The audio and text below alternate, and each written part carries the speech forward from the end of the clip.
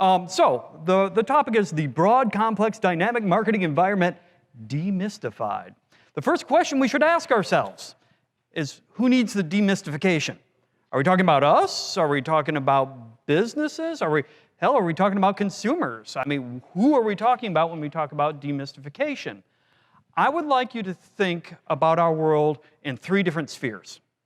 And our world being our entire ecosystem, right? You got media, and by media, I mean everything from traditional media, I mean agencies, anybody or promotions that does the connecting fiber between one person and a business. To that end, you also have local businesses out there, right? They could be anybody. We call them advertisers, B2C businesses, B2B. Those are the people goods and services out there trying to make a buck. And then, of course, the third sphere, people. The actual consumers, the people in a market, could be an audience, whatever you want to call them, the actual people. These 3 things work together. And I want you to think of the connection between these guys in terms of data, okay? So the easiest one is media and people. That's audience data, or it could be media or consumer media consumption on the people side.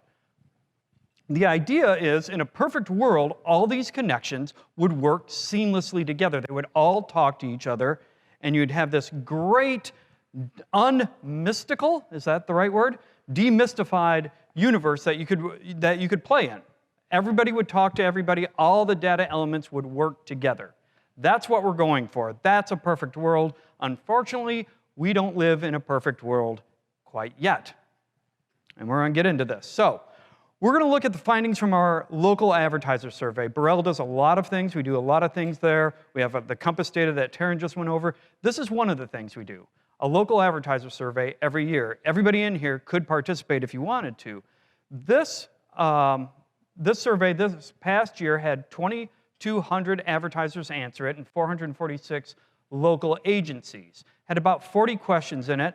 Proud to say we don't take any partials. So if an advertiser goes through it, gets to question 30 and says, screw this, I'm out, they're not part of the data set because I don't want to do the weighting thing. I just want completes. And so I'm pretty proud that it's over 2,000 local advertisers answer this thing. And we have more words in our open-ended responses than there are in the Lion, Witch, and the Wardrobe.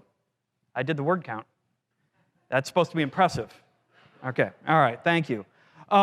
You're going to see a lot of these. This is actually the open-ended that I'm talking about.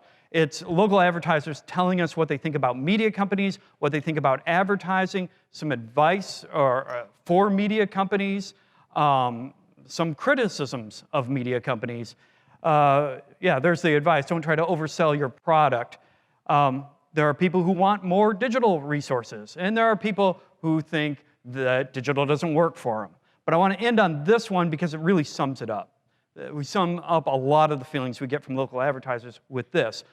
This is advice. I want my local media company to offer more specific recommendations as to what works and what doesn't, which is another fancy way of saying ROI. I want you to prove to me you work, and I want it to be specific to my business. Time and time again, we hear the same thing over and over and over. So, where did we leave off? I'm going to recap. I know Taryn went over some of these things. We're going to hit them again because we had more people join us, and repetition breeds knowledge or something like that. Okay, so this question, I'm going to show you questions that last year we had, but we had asked our SMB panel. That's only a couple hundred advertisers. We re-asked the questions to these 2,000 advertisers and got these answers. We asked about Wanamaker. Hey, do you agree with that Wanamaker quote?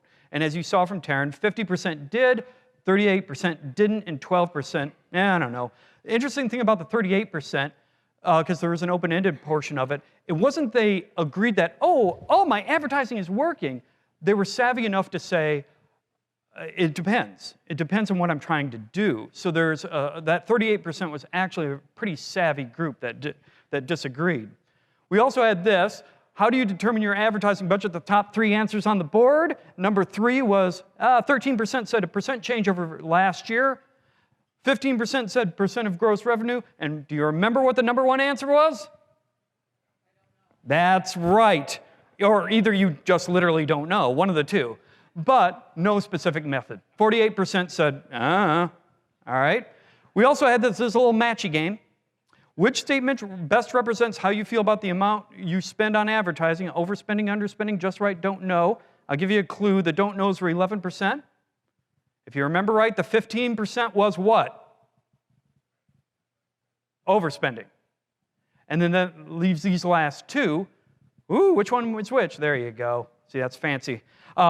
Underspending, just right. 42% just right, 32%. 1/3 said they're underspending. What this really means is, I think, you got 58% who don't know. I'm overspending, I'm underspending, I don't know. They need help there. And then you saw this. We revealed this last year. We asked the advertiser survey. Results came in the same. We asked which has the greatest influence on your advertising buys. You can only choose one. Of course, everything influences. But if you had to choose one, which one would it be? The media company? I want to deal with the brand of that media company in the market. Or I just want the ad type. I'm just looking for the ad type. Or is it the media rep you spend a lot of time with?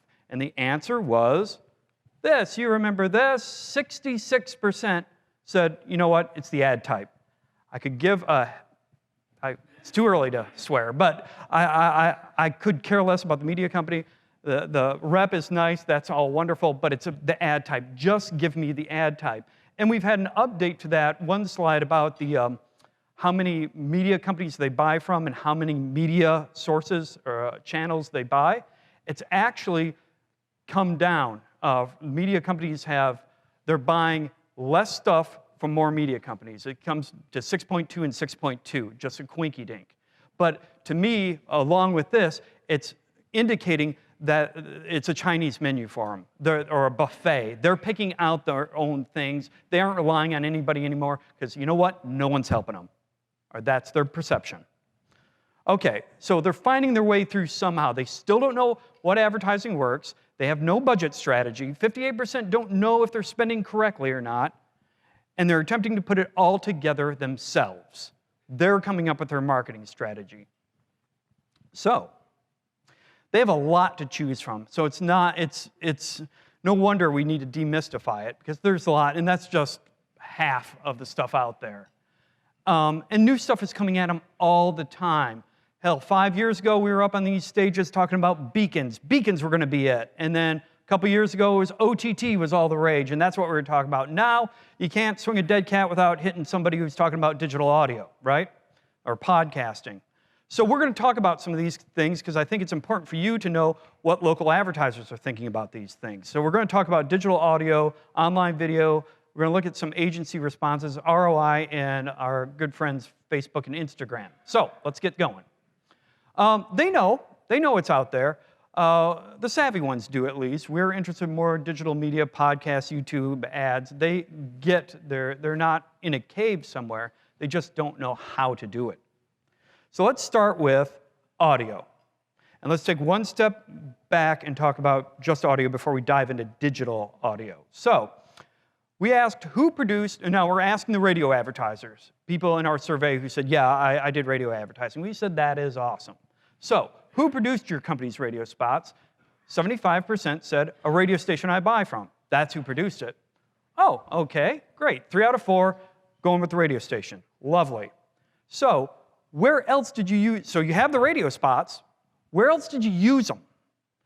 And these were the options. This is what they said. Nowhere, the station put them somewhere, I don't know. But that does mean that the radio station could have put it in a stream. They could have done anything they wanted to it. But what it's meaning is they're not taking it, a lot of them are not taking it and putting it somewhere on their website or on their social media platforms, okay? So now we're getting into digital audio. So we asked, okay, what kind of digital, and these are people who said, yeah, we bought digital audio. They self-selected. What kind of digital audio advertising did you buy? This is what they said. Now, before you digital audio people give me any flack about the different choices, I don't care. Because you can cut this a million ways, and if you have really big, good feedback, tell me, and we'll change the survey this year as long as you're part of it. Anyway. So here you go, 55% pre-recorded spots inserted in stream. You get the idea, 42%. But this begs the question, how many of them actually bought digital audio? Got a percentage in mind? That, 6%. So Not a lot right now. So as much as we're talking about it, it hasn't hit Main Street yet. Remember, because a lot of them are trying to do this themselves, so they haven't been exposed. They don't know what to do with it. Here's a couple, we did ask, why did you buy digital audio? So granted, 6%, not a big base, couple hundred, but at least we asked the question. This is what they said. So if you're a digital audio person, whether this is good, right, wrong, or other, this is what their perception is. I bought digital audio because I wanted to reach a specific demographic. And the next was generate leads. Down at the bottom, change brand image, that kind of stuff. They're not perceiving that from digital audio. Here's some other quick hits about digital audio. These are yes/no questions. We asked, is your website optimized for voice search? What do you think? How many do you think said no? What percentage? 90? 65. But if you add that don't know, that gets you up to, I can do math, 95. Hey, look at that. See, you were right. 95%. We asked, has your business developed voice-activated content? What percent said yes? What percent said no? I'll tell you. 88% said no. Okay. So we asked, okay, are you currently doing any marketing on Amazon Echo or Google Home? 93%, no. So that's where it stands on Main Street right now. Doesn't mean it's good, bad, or other. That's where they're at. If you're out there pitching digital audio, they're going to need some education where it fits. So let's turn our sights to video now. Another very, very hot topic. We're going to ask some of the same kind of questions we had. So now we're talking about TV advertisers, or video advertisers. And we asked, hey, who produced your company's TV spots? This is what they said. Interesting. Think about what it said on audio. Remember, it was 74% said the radio stations produced it. Here, broadcast is at 35%, cable 20%. A third party came in number one at 38%. So we asked the same question. Where else? So you got the video ads. Awesome. Where else did you use them? 60% said they put it on their social media page. There's the nowhere. Remember, nowhere was number one with audio. It's 28% on this one. So 60% said social media page, company website, 47%. This is telling us that they're a lot more comfortable with video. They're a lot farther down the line of doing something with it. I'm not saying they're doing something right or not. They're doing something else with it. So what kind, now we're going into advanced TV features, did you buy? Again, another list that somebody's going to give me a grief over, but this is what they were telling us. 49% of them said, none, I just buy traditional spots. But the other ones who did, this is what they told us they were buying. Which begs the question, what percentage bought video altogether? 26% of our survey. So how many bought digital video, or said they bought digital video? 11%. So less than half of that. So we asked about effectiveness of video for all you video people out there. These are the actual advertisers, cable TV, broadcast TV, digital. They actually bought these things. This is what they said was effective. Green is going to be very effective, red isn't. So it looks like this. So the top of those charts there are the very effective and extremely effective. If you add those together, there you go. Broadcast TV number one, or I'm sorry, digital video number one at 41%. Broadcast TV, 36% of the people using broadcast TV said it was very effective or extremely effective. Now, that OTT one, that's interesting, because at first glance you think, oh, 19%, that's not as effective. I draw your attention to the bottom of that, where 19% don't know. We kind of had this conversation yesterday in one of the creative sessions where OTT might not be, the ROI on OTT might not be explained correctly up front. That could be a problem here, and I think you're seeing it here. But this chart also doesn't bring into account how many people are using any of these things. If we added that onto this, the chart would look like this. In other words, most people who are using video are using broadcast TV. So very few are using OTT, but the ones who are, there's a good percentage of them, 1 out of 5, don't know if it's effective or not. Don't even know. So, which brings us to, when we talk about digital video, we talk about YouTube, and I think this is kind of an interesting stat. we were kind of curious if local advertisers saw YouTube as a social media platform or a streaming platform. And I know they aren't exactly opposite, they can be both, but what was their take on it? And they're there, they see it as streaming. It skews more streaming to them than it is social. So here, it's a game time, break for a game. Okay, we asked, what are your best source of new leads? Here are a list of them in alphabetical order on the left-hand side. And here were the results. These are the percentage of advertisers said, yeah, this is my best source of new leads. Here are all the bottom ones. So topping out, company website, 18% of local advertisers say my company website is one of the best sources of new leads. What do you think 19 and 20 was? They're basically the same. I'll tell you. Paid search and SEM. Those were number 2, which leaves Facebook referrals and referrals. What came in number 3? You have a 2 out of 3 shot if you said referrals. You do understand that, right? You can just say referrals. There you go. Referrals from friends and family came in number 3, which leaves number 2 and 1, this. Which one's which? Ba-dum, there you go. Referrals are number 1. Especially they're 2 out of 3 at the top, and then you got Facebook. That's what they're saying is their best source of new leads.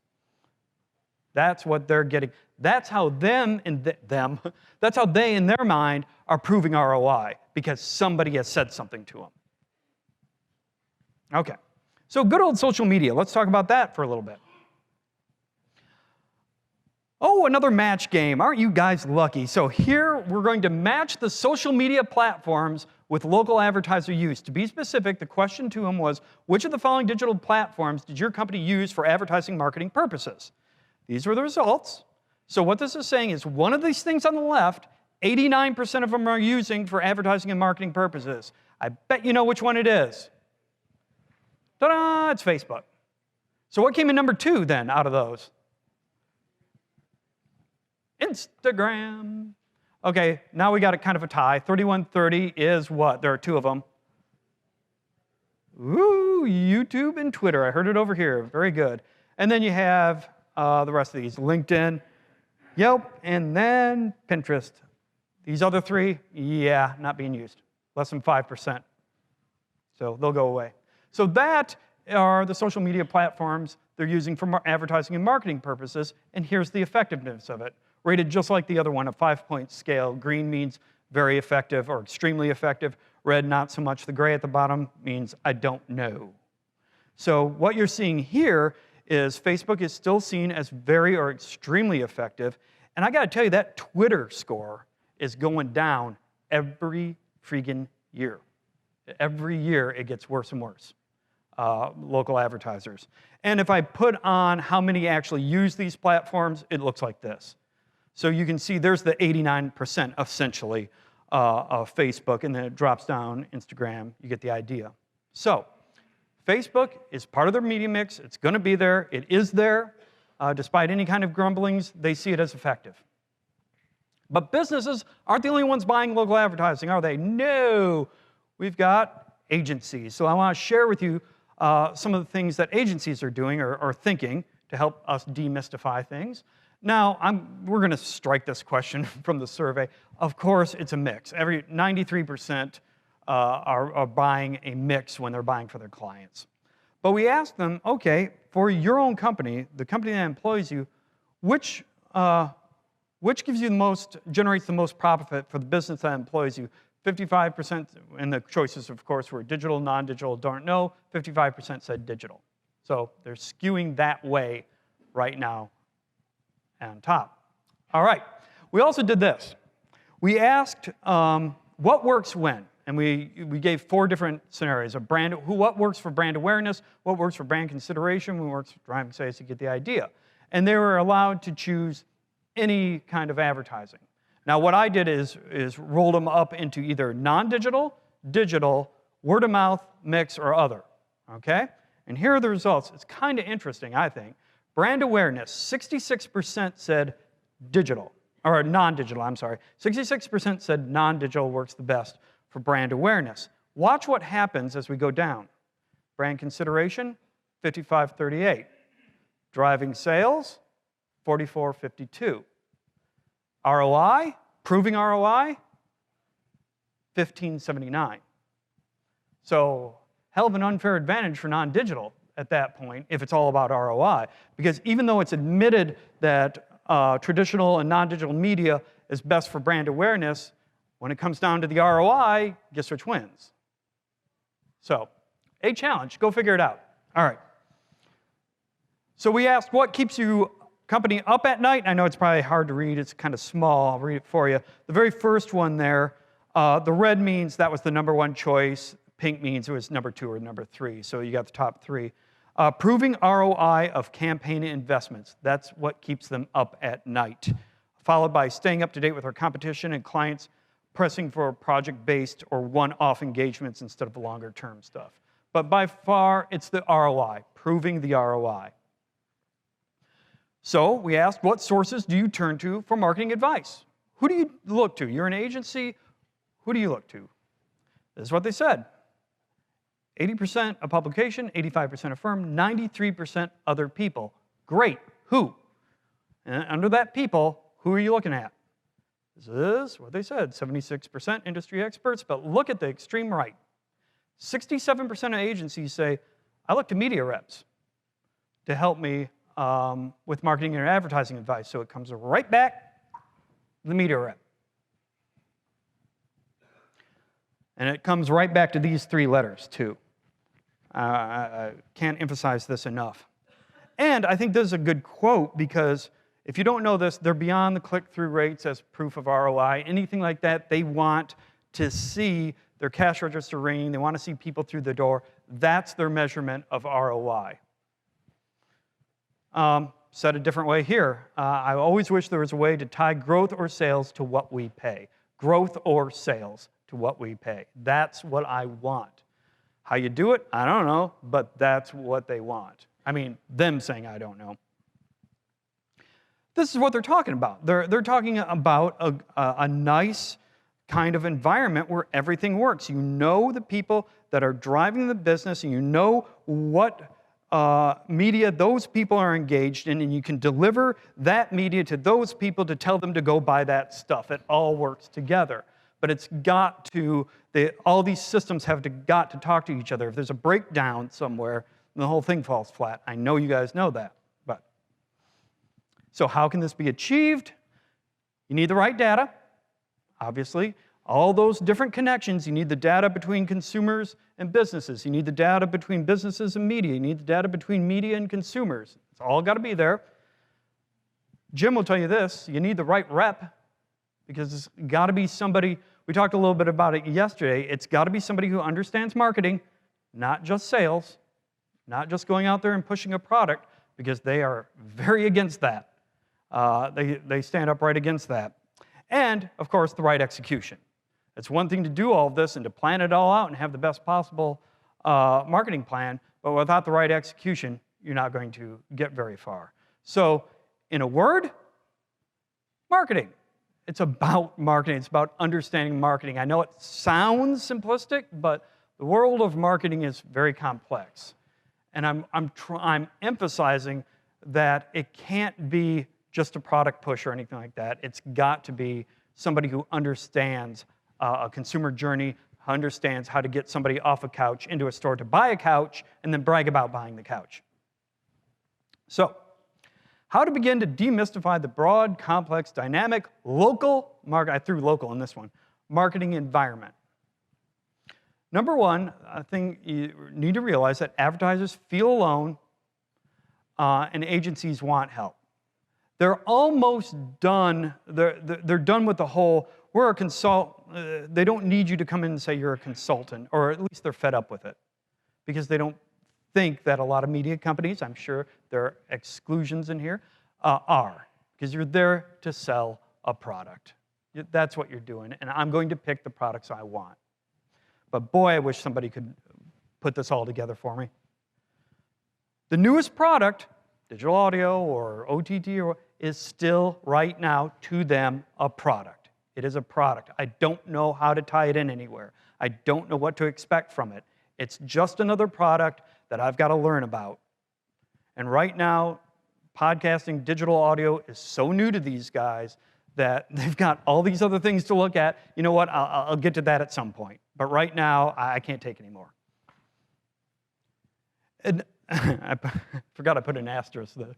This is kind of a future state or a future thought, is with the advent of programmatic and things like that, I think the days of audience-based selling are sunsetting, are going away, because there are so many options out there, and I'm sure there are friends in here who could tell us that with some programmatic advertising, I bet you somebody in here would be able to say, I can reach damn near anyone in your market.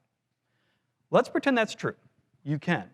Well, then what good is my audience? Because if I can reach my audience anyway through this media, what does your audience bring to the table?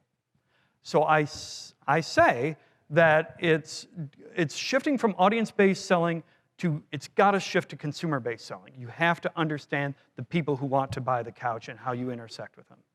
You can't, the days of going out and saying, my audience is the best, are dying. ROI reigns supreme. Figure it out. A lot of that starts with, we talked about it a little bit yesterday in one session, even if it's setting up expectations on the front end. You know, what do you expect from this? If they give you, somebody said that they turned to the media rep and said, I don't know, you're the expert, what should I expect? Don't let that intimidate you. Then figure out what you do really well and make that the ROI. Get them involved in the ROI. And then I can't stress this enough, it's about leveraging data. It's about understanding the ties between those three bubbles I showed, and marketing 101. And it's whoever can tie it all together and move somebody, I know I keep saying it, but move them from a couch to into a store to buy a couch and then brag about buying the couch. Whoever understands that will have a leg up on anybody else going out there and just selling a product. I believe with 2 minutes to spare, I'm done. Okay.